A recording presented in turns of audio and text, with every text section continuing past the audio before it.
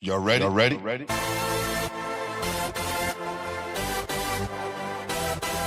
Yes. You have just stepped out into the world of chaos. Where everybody goes hard. Come on. Go hard. Go hard. Go hard. Go hard. Go hard. Go hard. Or go home. Never back down. You gotta hold your own. Go hard. Go hard. Go hard. Go hard. Go hard. East Coast. Go hard. West Coast. Go hard. Midwest. Go hard. Dirty. Hurry up, everybody. Get online, buy your tickets, cause the game about to start.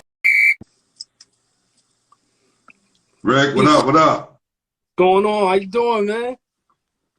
I'm chilling, man. Quarantining, that's all.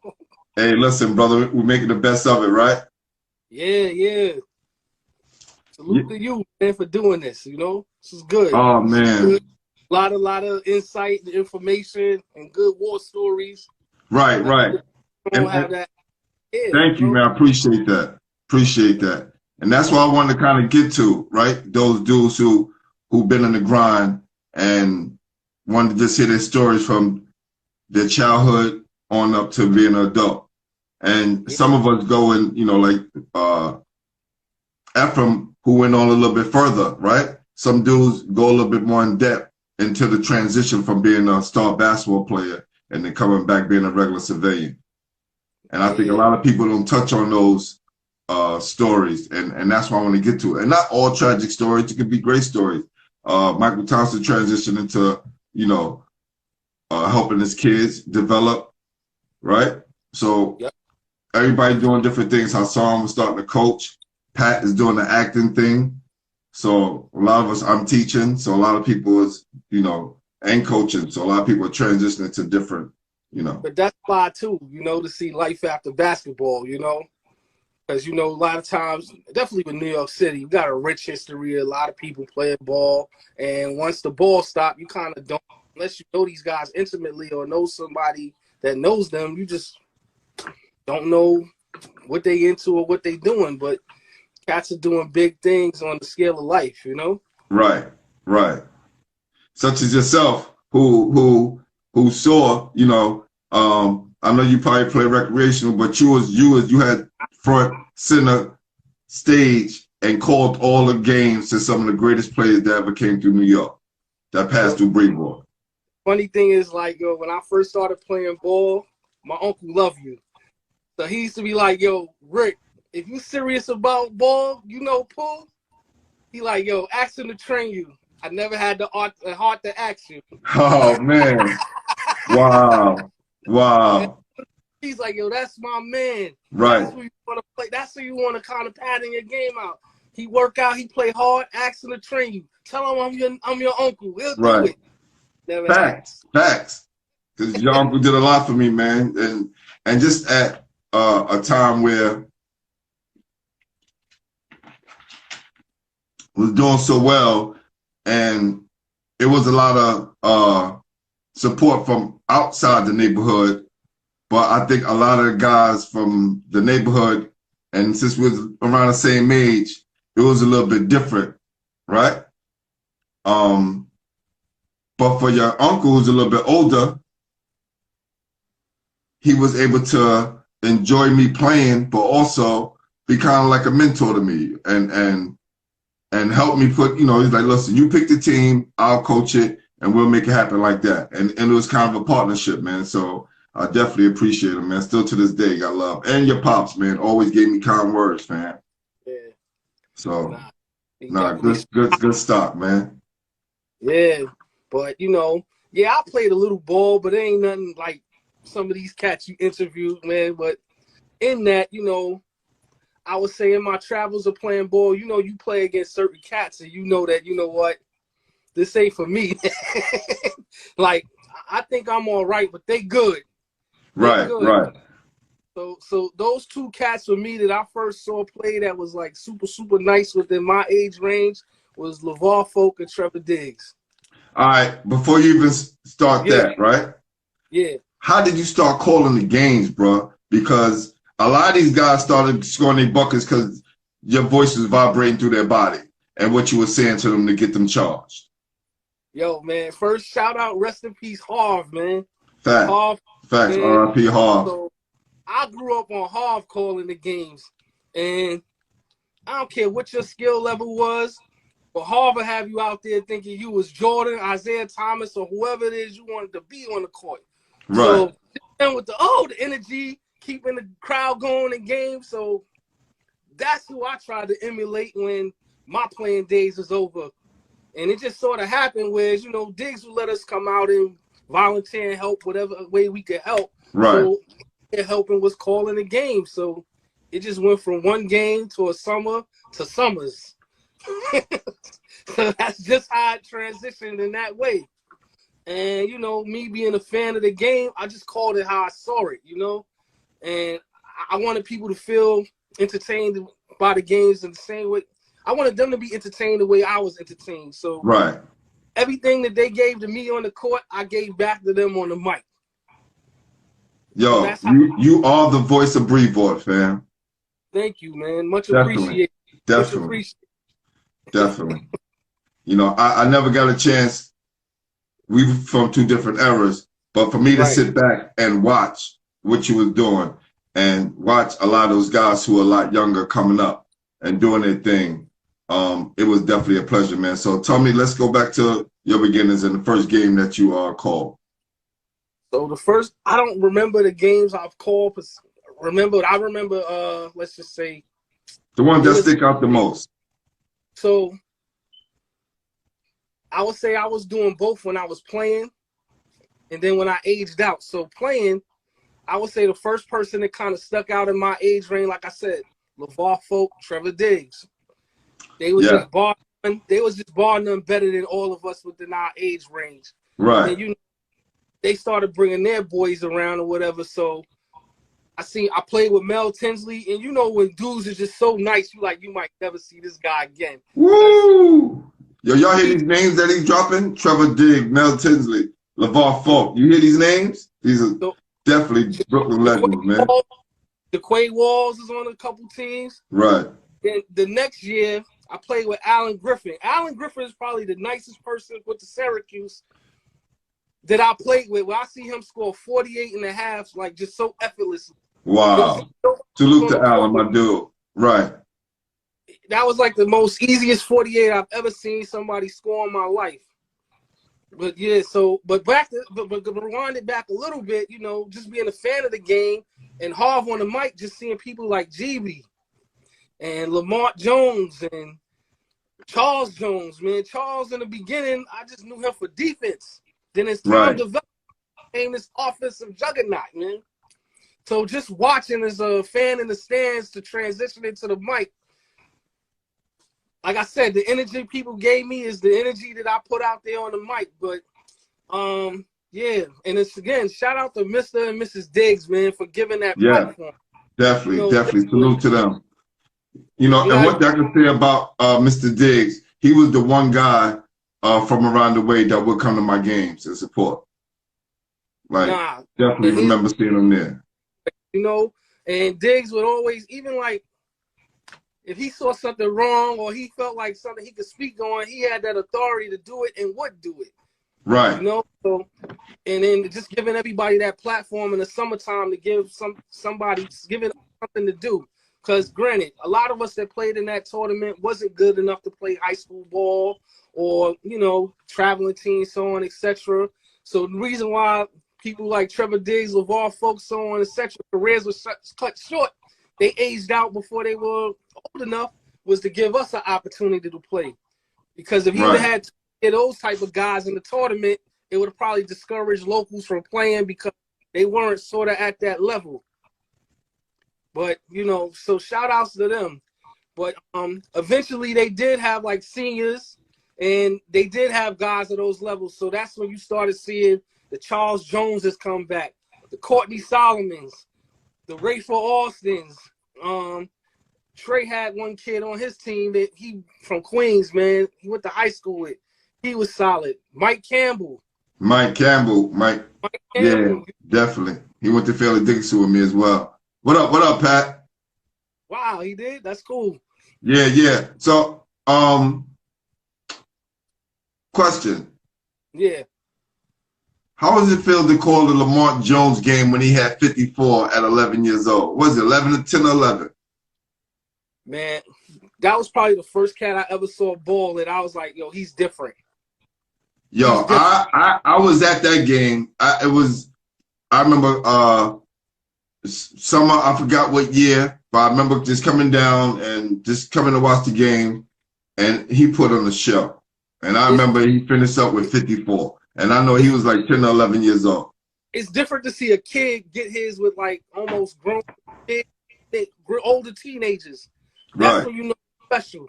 When you see a kid that's probably barely going into junior high school, playing with like Right. kids 3-4 times his age. And like not only holding his own, but being dominant. And those are the people that kind of stick out throughout the career of me MCing. But Lamont Jones, Charles Jones, the Jones brothers, you be hard pressed to find a brother duo that could match up with them, man. Yo, you remember how hype Charles used to get and the face he used to make every time he scored? remember that? He was just always just so hype and just, I was like, yo, this little kid got a lot of fire in him, man. Yeah, and I can really remember, like, wow, just him being, when my uncle coached him and Jackie Robinson, he was like defensive stop because he always had long arms. Right. He always good at defense. And then just over the years to see that in some cases offense succeed his defense. Right. He led the scoring twice. It's just incredible, man. And then to go on to play into the league, he is definitely one of the best players, man, to ever come through Brevoort projects and do it. And people still tell Charles stories to this day. Man, wow. Shout out to him. What is it? Is it any particular game that sticks out from one of those guys that, you know, that let you know that we had a lot of talent coming through the neighborhood?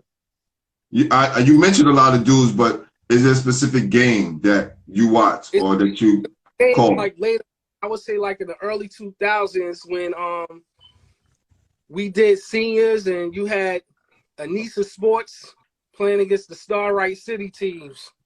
Like at the time, Anissa Sports had probably about, I was dare to say, 9 to 8, 10 D1 prospects on their team. So they came with the kid Vernon Goodridge.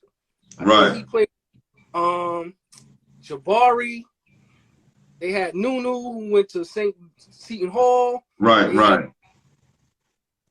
Man, they had a plethora of cats, man, but they were solidified D1 basketball players, and they were all tall. They had a pro-size team, like a 6'1" point guard, 4'6", 5'2". Vernon was about 6'11", Jabari about 6'9". Then they had Nunu probably was the smallest dude on their team. Wow. You had Anissa's where they wasn't like really big in size like that, but they had some serious cats, man. They had the kid Ruben. He played at high school St. Patrick's. They had a couple players from Severian. The kid Saquon. What was the other kid? Had a sick jump shot. Brian McMichael. Eugene Lawrence, who went to St. John's, but went to right. So I remember when those dudes came and played. Whenever it was Anissa's versus Starlight. And all of those dudes just on 2 teams? Yes. And then mind you, forgive me, I'm missing people. So yeah, all those dudes on 2 teams. So when the Anissa's played Starlight City, that was like must-see basketball in the Coliseum. You had to be out. You was gonna see something special. So yeah. If I go back a little bit, then you had also, forgive me, I don't know who was coaching, but you know, we had seniors where you had Trey Diggs, you had Charles, you had Courtney. They were all on one squad. Then on another squad, you had I don't know who Rafer. I think I remember that team. I remember that team. It's famous in Brevoort, the Rafer tape. This is like the first time anybody in the hood seen Rafer throw the ball around Courtney's head. Sadly, that's what all people remember about that game. But what I remember about that game is Courtney had about 30, 35 points on Rafe. I mean, just Really? pulling. Rafe had the handle, and he had the show going on. But as far as like that work, Right. that work. Wow. Yeah. Court gave him that, and that tape was floating around in Brevoort. Salute Courtney, man. Salute Courtney, man. Oh, there's a tape. There's a tape. Trey had the tape. I don't know who he loaned it to or left it with. We gotta find that tape, Courtney. In my house, and we watched it, and I said, "Yo, you want to leave it here? Nah, I'm gonna take it over here and show it to so and so." That tape is in somebody's closet now, nowhere to be found. But wow, it's a game, yeah, man. What up, cuz? Yeah, that's crazy.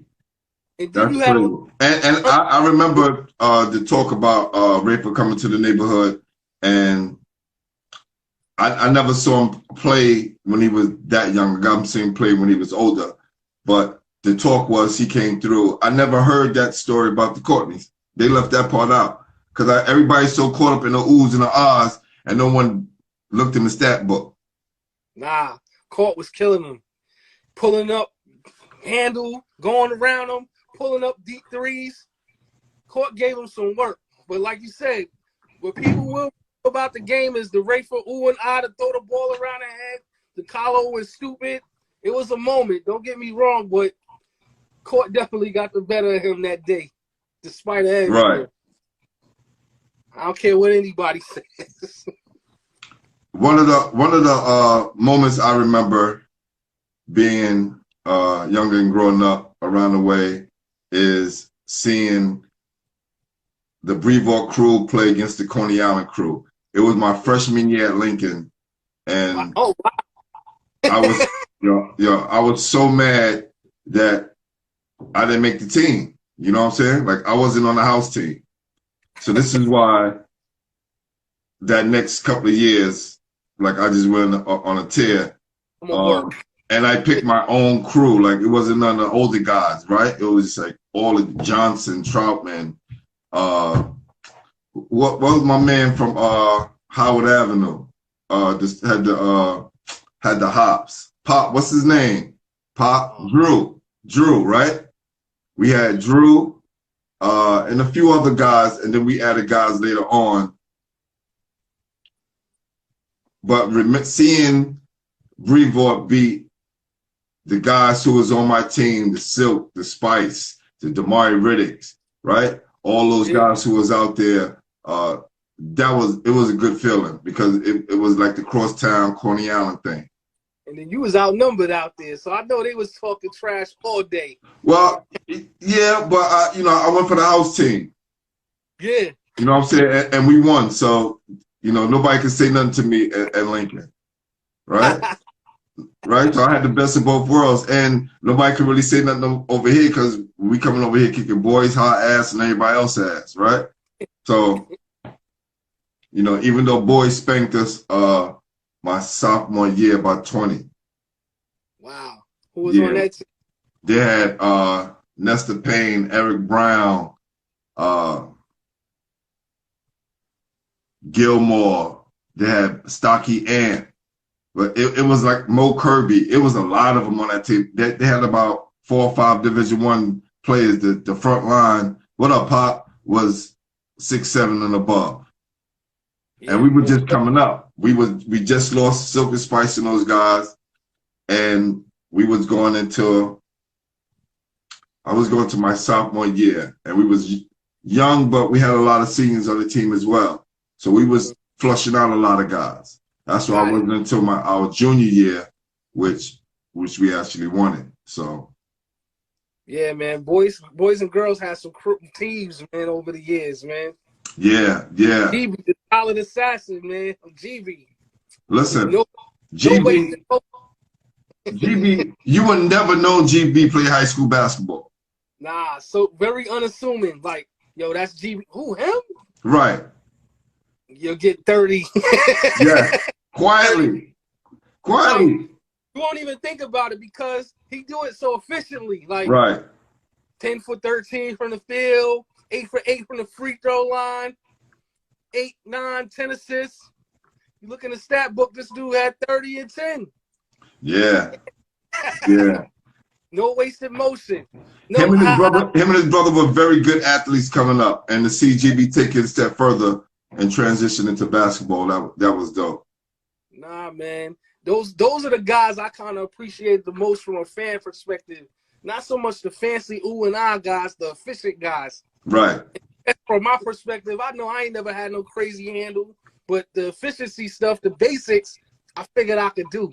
So anybody that didn't like had basics down packed in the basketball court, I had like a great appreciation for those dudes, man.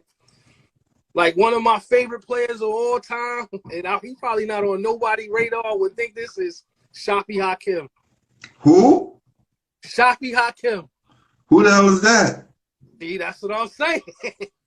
He played a lot with X-Men, man. I think he went to Brooklyn Tech. He was on all those undefeated Brevoort teams with Charles and Trey, Showtime, and he was like the point guard. But he was smart. He was smart with the Brooklyn Tech. Smart, yeah. Heady. He was heady. Didn't make that many mistakes, probably. Smooth. Right. Jump. You know, like one of my favorite players of all time to watch. Wow. Yeah. Yeah. What's his name again? Shafi Hakim. Shafi? Yep. Shafi Hakim. Charles and I'm supposed to be coming on the show, so we'll see. I'm gonna ask them about him. I just want to write his name down. Nah, definitely ask about Shafi. Silent assassin. So if you would have had to create a top 5 that you've seen coming out of the midget league, who would it be? Wow. Damn. Woo! Lamont Jones at GB is like 1 and 2. Easy. Oh man, let me see. You got Charles. Man, I can't do 5, man. You got Charles, you got Trey, Trevor, LeVar Folk. Oh man. Let me see. Damn it, man. Put me on the spot. I should have been ready for this question. But man, oh. Yo, you got one more. You said Lamar Jones, GB, Charles Jones, Lamar Falk, and who else? LeVar and Folk. You said Trevor Diggs. Trey and Trevor. The Diggs brothers.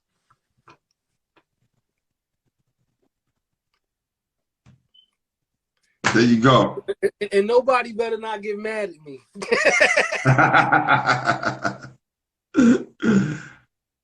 Wow. Man, a lot of talent came through that Coliseum, man. And it was like an honor just to get on the mic and MC those games, man. And did Todd Miles play in Brevoort? I don't know. I don't think I seen Todd. I wouldn't say he didn't play when I was out there. I seen Todd play before on those Robeson teams, man. Whew. Those Robeson teams and boy. I seen him play sparingly, but I only saw him like in championship games. So right in playoff game, I didn't really see him. See, but Robeson, I went to 324 junior high school, so that was like the pipeline. So Majors was our gym teacher in junior high school, rest his soul. He was like training all them dudes to play high school ball in junior high school. So between 324 and 308, in case people really don't know, proximity-wise, is literally across the street from one of the best players from them schools typically went to Robeson. I'm upset recently that I saw on IG LeVar Folk, Trevor Diggs talking, saying they were supposed to go to Robeson. Really? Yeah. So could you imagine that crew with Todd Miles, LeVar Folk, Trevor Diggs, Jamil Watkins, Shamel, Eric? These are all D1 basketball players. Right. Allen Griffith. Oh, my God. That was a dynasty in the making. And then if the coach didn't off himself, rest in peace. Yeah, man. Majors was a good dude, man. And I don't want to speak on his situation, but that's the positive about Majors, man. A lot of men made it in life because of Majors, man. He put a lot of black youth through college, man. and was like a father figure to a lot of brothers in the streets, man, that didn't have that guidance otherwise, man. So shout out to Majors, man. Big facts. He was a cool dude. Cool Definitely. dude. My man Marco, the reason why I mentioned Todd Miles, because my man Marco mentioned him, and he mentioned 309. I used to go out 309 a lot and work out with Cause he from up that way. right, with Gil Reynolds. Gil Reynolds used to hold workouts up at 309, and we used to go up there. And I remember Dwayne Carswell. Guys used to laugh and pick on him. And Gil used to be hitting him with like a magazine or newspaper in his legs to get him to touch the rim, right? Get up and touch the rim. And I just remember dudes dogging him and laughing. We used to go on trips to play ball, especially when we played on Madison Square Broncos. He was on our team as well. But see this dude move on and go on to Temple, and then do well at Temple, and then move on to Miami and have like a 10-year career and win a championship. That's how it goes, man. Right? The dude who you least expect. Well, we knew he had a chance because he was 7 feet. But shit, Shamel Jones was 7 feet too, and he in the hood. You know what I'm saying? Yo, listen, yeah. Hard work, dedication. You know, some people put it in, stop working because that talent, you know. Right. What's up? It comes a point where your talent, you know, everybody is just as talented as you. No matter what field you're in, your talent will get you to a level. But if you're not willing to work hard on your talent, then you get stifled, man. Said hard work beats talent when talent doesn't work hard. Absolutely, man. Absolutely. 100%. Yeah. 100%. But yeah, I'm trying to think in my head like some other ballers I seen come through Brevoort, man. It was so many. Oh man, it was so many. Wow. Did you see Stephon when he played? I seen Stephon play when he was young. Like again, that's what we talked about. In that Lamont phase where you just seen a young boy, because I don't even think he was a teenager yet, but a young boy like playing amongst teenagers, dominating. Probably about maybe 10, 11 years old, playing with 16, 17-year-olds, dominating. I see somebody put Nolan Johnson in the comments. Monster. Left-handed monster. Strong as hell. Had hops, could shoot, handle, shoulders wide as hell. Nolan's a monster. He went to boys and girls, right? He went to boys and girls. Went to Kilgore with Trey for 2 years, and then went to Oklahoma. Martin Lacewell, my God. That's like he's one of the first bigs I seen handle. Like before him, these like big guys with like basket, go get the rebound, outlet, whatever. He was like one of the first big guys I seen take the ball and push. Right. So Martin Lacewell is definitely one of the underrated legends in Brevoort where, you know, we talk about the good ones, but his name don't get tossed around. No. Martin was right after me, like right after. He was like right after. Because he didn't play with us. So he was like right after we left, Martin kind of took over, and then Trev came. How do you feel about some people feeling Sebastian was better than Marbury? That's nowhere in hell. That's an opinion. Right. Yeah. Stephon has got to be arguably one of the best guards to come out of New York City. Yes, if not the best. Right? So him, Mark Jackson, Ross Strickland is like. Yeah, is it? And no disrespect to Sebastian, he's good. But how could you compare somebody who had like an all-star career in the NBA to somebody? Not Sebastian had a decent career, but you know, he had a great high school career. Oh no, in high school he was bar none above everybody else. I seen a couple Lincoln high school games, and he's the real deal. Right. I seen him. I seen Omar Cook in high school. These are like guys that was just talented, where you knew that they ready for that next level of ball. Right. And they're gonna be getting a check for playing basketball for their life if they want. They will get paid to play ball somewhere. My man said the best to come out of New York City. No, I would say Kareem is the best to come out of New York City. But Steph is definitely in the top 5. Absolutely. Pearl Washington. That's okay. We talking about that. Even though I think Steph's career was a little bit better than Pearl, but what Pearl did for the culture, what Pearl did for the basketball culture, kind of shaped who everybody became in New York. He kind of set it off because amongst his peers, he was that guy. Right. And what he did on the pro level, as far as people may have surpassed him, but as far as like high school and college, he was that guy.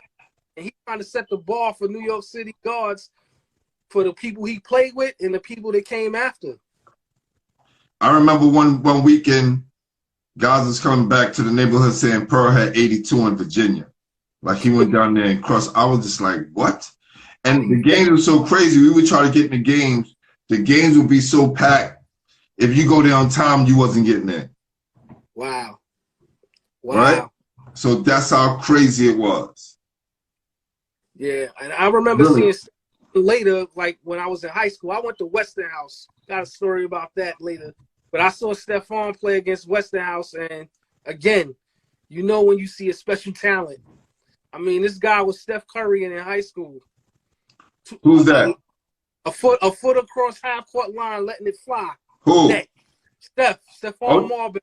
Yeah, my cousin was just saying he was a killer. Let me tell you, Stephon was so much better than a lot of people because, especially a lot of New York guards, because a lot of New York guards couldn't shoot. He could shoot. That was the knock on a lot of New York City guards. We can handle, we can run a team, we floor generals, but we couldn't shoot. And this goes back to Sam Worthing, Pearl Washington. Kenny kind of broke the mold a little bit, Kenny Smith. But then you have Mark Jackson who couldn't shoot, Ross Strickland who couldn't shoot, right? So there's a lot of great guards who came out of New York City who people said that couldn't shoot, right? But then they had Ross Strickland who, let's say he was a bad jump shooter, but he didn't have a jump shot. But he had one of those games like Kyrie to where he wasn't blocking his shot. And he ran the team and was topping assists almost every year he was in the league. What Rod gift was, though he didn't have a jump shot, he kept people backpedaling. Yes. The next thing you know, you basket, whoop, 2, we going back the other way. You had to respect him being a floor general. Yeah. Another guy who I say was good, who people don't talk about, is Boo Harvey. Boo Harvey was so nice, right? And he was kind of one of those players like GB, but his name was a little bit bigger, right? Because you look at the stat sheet, he got like 2010, 2015, 3 steals, and he's filling up the stat sheet. Right. And what he did at Jackson and what he did at St. John's even showed what kind of a player he was. Even though he didn't go to the pros and make it in the NBA, he was definitely a New York City prototype guard who lacked the J but had game. And you know, that's one of the things I argue about people when they try to throw stats. Yeah, it just... You have to watch the game. And yes. You have to watch the game because somebody can have 13 points, 9 assists, 6 rebounds, and totally dominate game versus somebody that just got dropped a 30-piece. Right. Volume scorers. Shoot the ball 30 times and I had 30. No. Right. So you get, like you say, you got Boo Harvey who do a little bit of everything because his fingerprint is in every asset of the game. He's running the team. He's stopping the next guard. He's scoring when it's needed, you know, just controlling the game. A la like a Jason Kidd. Yes. Like Jason Kidd doesn't have the craziest stats in the world, but he took those Nets teams to the finals where them dudes would have been in lottery without him. Yes, definitely. Somebody mentioned Kenny Anderson.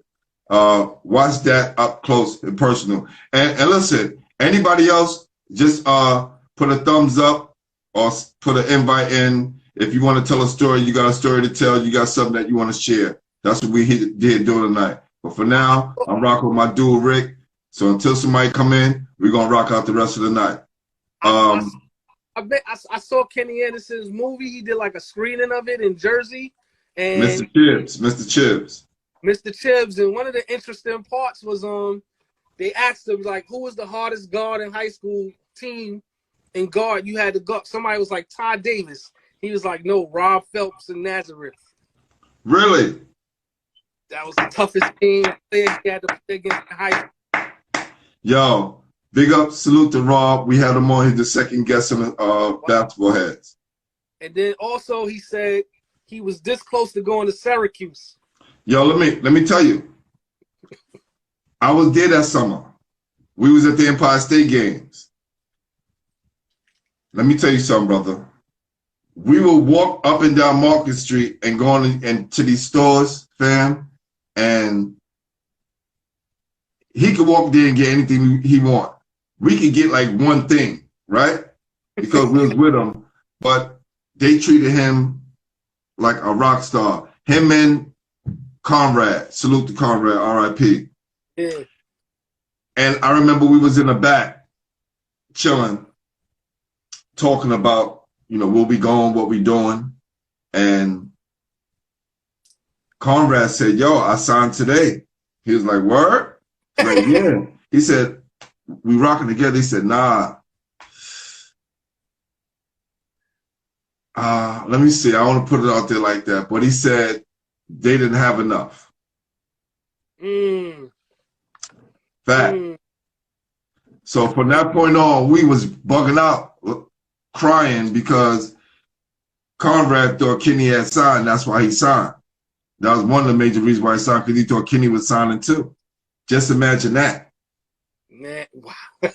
Left him at the altar. Right? So, and take this moment out. So we're back there and we're seniors, we're older. We're back there cracking brews. The police come. So Ralph James, I think it's Ralph James, there's a bunch of us, Conrad, Kenny, Billy Singleton, it's a bunch of us up there. And the cop says, oh, what are you guys doing back here? Ralph James goes, fellas, I got this. Ralph James, if you don't know, he went to Harvard, played for Harvard. One of his first jobs out of Harvard was president of Bears and Stearns. He's probably president somewhere else now.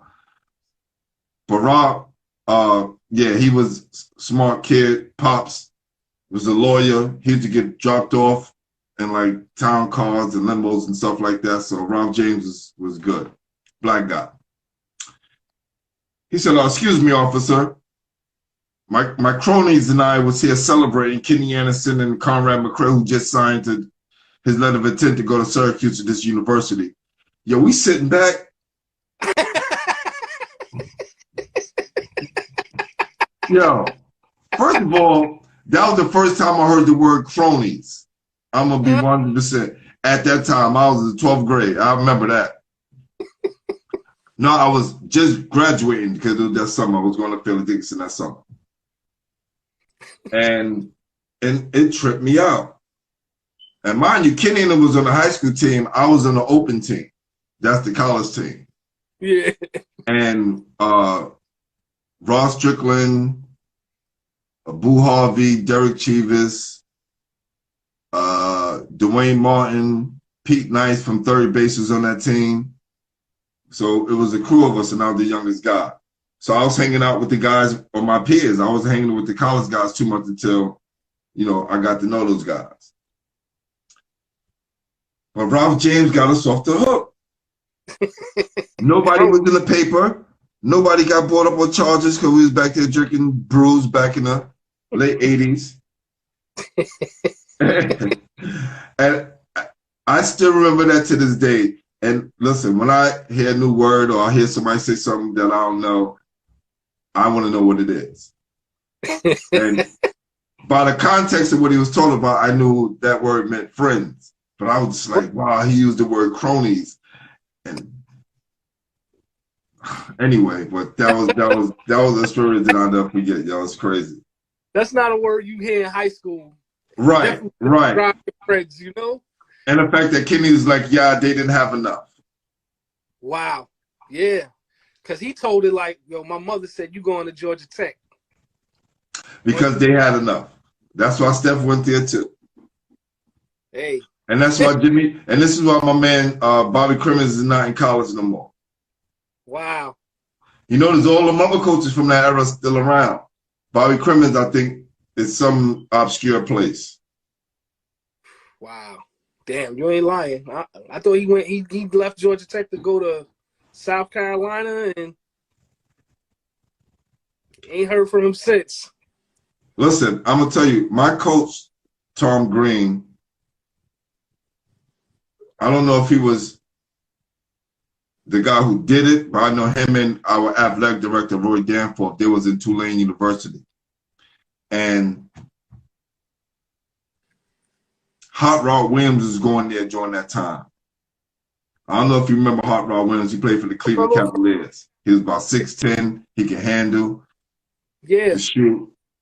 But there was involved a scandal of giving. I'm not saying my coach was involved, but I remember it happening during that time because he left Tulane to come to Fairleigh Dickinson. Because my coach was at Syracuse. My coach, Roy Danforth, was the head coach, who was my athletic director. He was the head coach at Syracuse when they made it to the Final Four. And Vaughn Harper was on that team. Tom Green and Jim Boeheim was assistant coaches.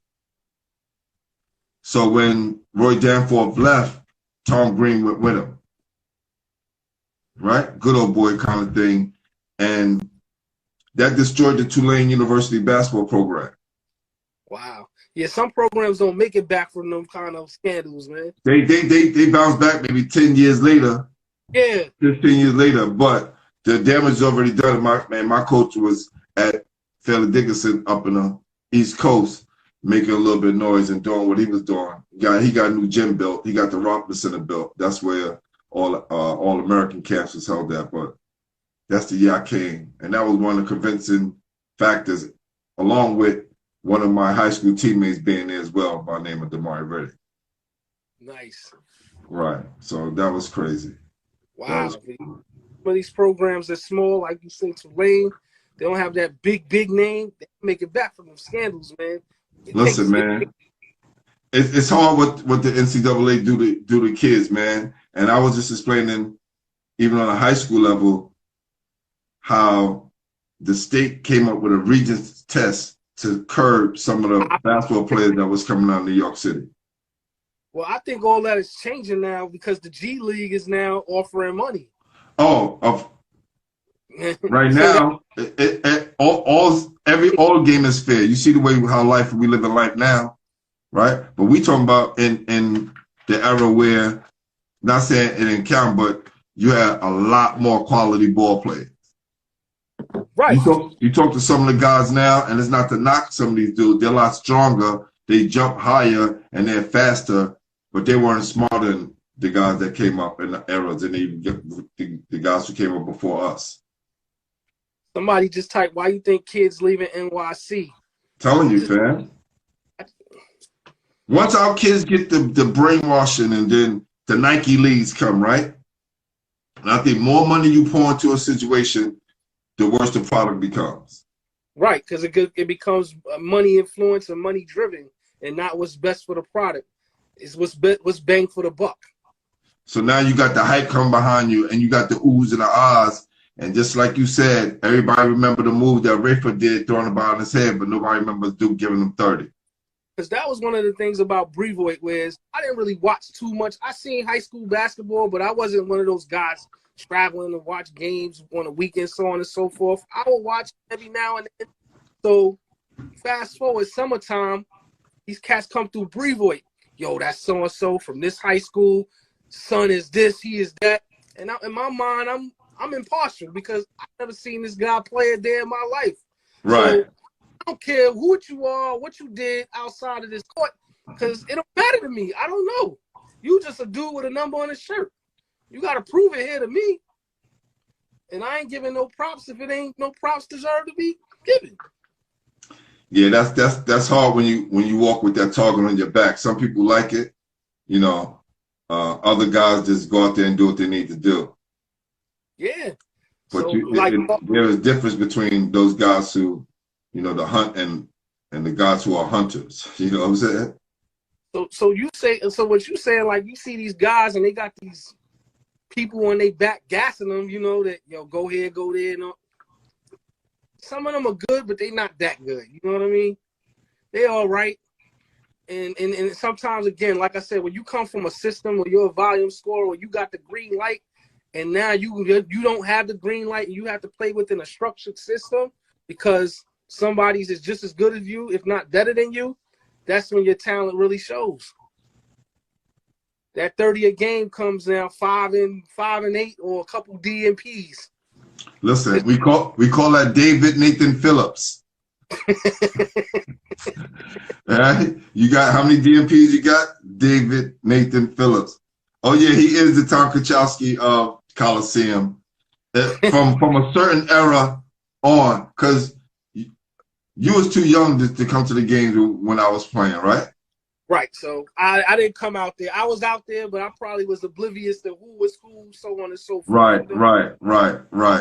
Right. So, but definitely, Marco, he got a lot of knowledge from the guys who came out of Brevoort, especially that midget league who groomed a lot of younger players. The tournament I played in was, you already had to have game to be in the tournament. But the Brevoort League, the midget league, kind of groomed a lot of players and kind of helped them transform their game into better junior high school and high school players. Yeah, definitely. Isaiah Washington. Oh, you want to talk about him first? That's the Jelly Fam kid, right? The Jelly Fam kid. The layup that Iceman was doing 40 years ago. The same layup dudes is doing, he gets props for. But then also, you know, we in a different age with YouTube and Instagram and all of that. Like, you watch these kids' highlight clips, they never miss. So you just see 4 or 5 minutes of just great stuff. Come on, man. We know that's not. That's why I don't watch those overtime clips and those high school videos, because they only show the makes. They don't show nothing else. Right. And you get the wrong perception of these dudes playing. Now, I have a theory, right? And it's my theory. I don't think New York guys do well in the Big Ten. It's style of play. And I don't think we do well in the SEC. It's style of play, man. Not saying that we can't play with them. We can play with everybody. But the style of play is so different. Those dudes a lot of the conferences that a lot of New York guys thrived in, ACC, Big East, and the Max, and a lot of the mid-major colleges. It's a whole different style of play with the Big Ten and the SEC. Right. And just even regional. If you watch where these people are from, you can see the style of play is different. Those country boys, they more strong, athletic. You know, New York flashy, Chicago flashy. But there's also some of them come from playing structured basketball. And that's one of the things AAU kind of destroys. When you jumping from team to team to team, you really don't understand the game. It's just talent. If you're more talented than anybody, you're going to get yours by nature because you're talented. But now when you go to that next level, again, when people are just as talented as you or maybe even better than you, if you don't have up here, you'll be in and out of the college just as fast as you came, man. Well, I want to see how many of those guys from the SEC are from New York, Marco. A lot of us don't get to go out to the Pac-10 because the Pac-10 is not some place where a lot of New York guys go, right? So you really got to be like a big name with, you know, a Marbury, you know. But he went. That's all SEC, right? Yeah. His brother went to Georgia, and Stephon went to the ACC. Remember, I told you, Big East, SEC, the Max, and a lot of other smaller mid-major tournaments. I mean, conferences where we do well. Not saying that we don't do well other places. Nah, you're right. We do. But the big, I know for sure, the Big Ten and the SEC is not some place that New York thrive. Because the system doesn't benefit their game. So look, Gary Irv, Tall Miles, SEC. With Tall Miles, he went to West Virginia and then Mississippi. And then Right. Gary went to Arkansas, right? He went to Mississippi State, then went to Arkansas. Because and he ran a team, but he wasn't the Gary Irvin and Robeson that had the green light. You're not getting that. Those guys should have stayed and went local.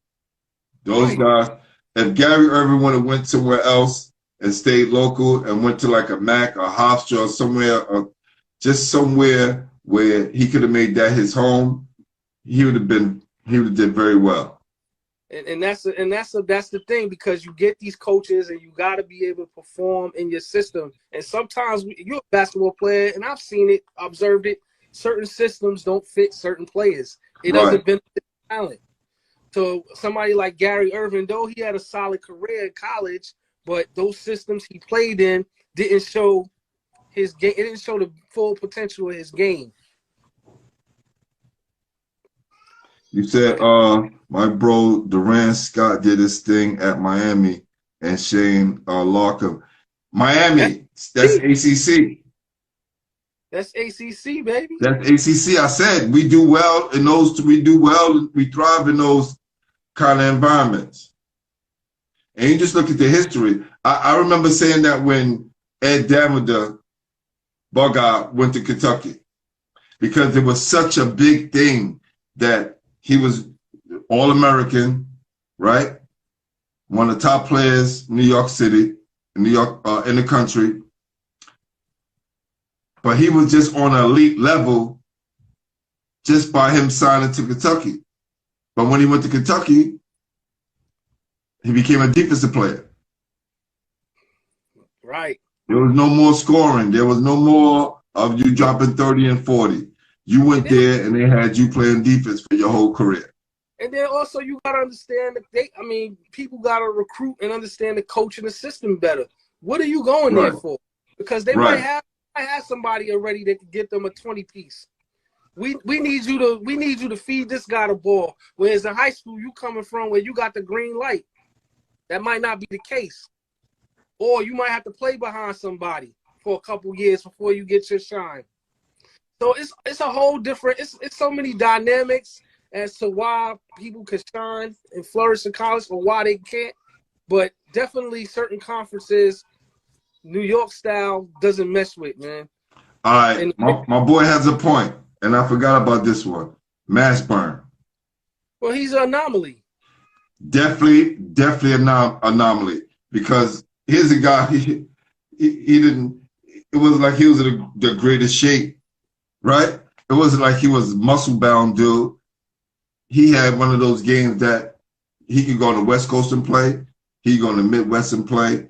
He could go anywhere and play with the style of game that he had. You got some of those people that are an anomaly where, like you said, regardless of where they go and get dropped off on the earth, they'll walk at 20 people. Right. So I would definitely say, and there's probably a few more who did well in the SEC that we're not counting. But I could definitely say Lamont Mashburn, Marco. That's a good one.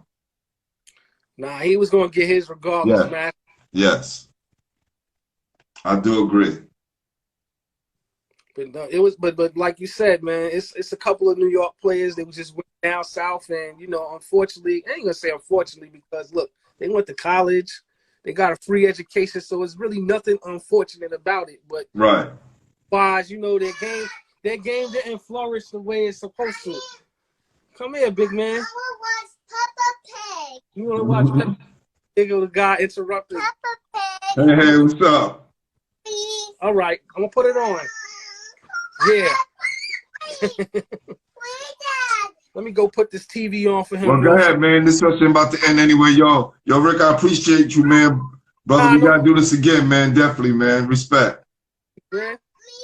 We definitely got to do it again. All right, bet. And I'm gonna hook up a night fly for you too, man. So we're gonna do it. We're gonna do it right. Yes, sir. My man. All right.